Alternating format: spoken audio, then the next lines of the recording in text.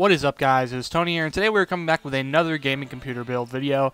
And this week we're doing a sort of budget build where it's a little bit more affordable for most of the people out there, but it does have the top-of-the-line new generation components such as the 760 and a Haswell chipset. So, I'd like to mention real quick before we start this video that in the future we will be doing AMD builds, because a lot of people have been requesting them. But without further ado, let's go ahead and get into the $1,100 Haswell GTX 760 budget build.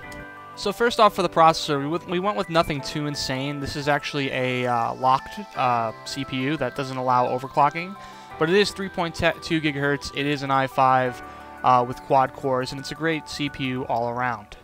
And since we're not going to be doing much overclocking in a locked CPU, I decided to go with a nice, cheap, affordable cooler that's basically a copper pipe-based cooler with a heatsink and a fan.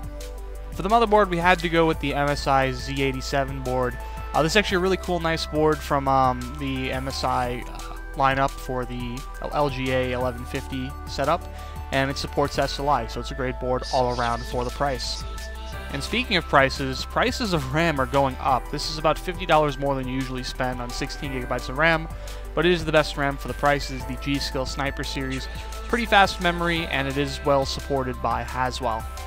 For the GPU, of course, we're going with the GTX 760. This is a great variant by EVGA with a dual fan cooler, which is very nice.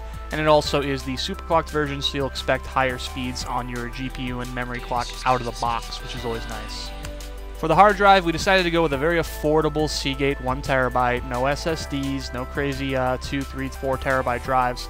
But, you know, of course, this is a budget build. You can add more in the future, and this is a great drive to hold on to just for basic storage. To power all the components, we decided it was a very difficult choice. We decided to go with the HX 750 watt power supply. This is a Haswell Gold certification. It's a pretty good power supply, and it's fully modular, and it'll allow you to do SLI later on down the road. For the case, once again, it's always subjective, but this is just the case I decided to jump with. It's a pretty good case. It's a Thermaltake Chaser A79. It's a great price. It's very roomy, and it's great for expansion, and it's just a nice, tough case all around. So there you have it, a quick $1,100 budget Haswell GTX 760 build.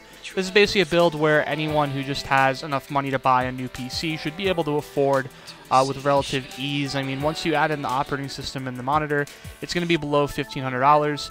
And especially if you have good credit and you can finance, or if you can save towards this, put a little bit of money aside, this is definitely a very affordable PC for the power you get. In addition to that, also down the road, you can upgrade to SLI 760s, which will be very efficient and very nice.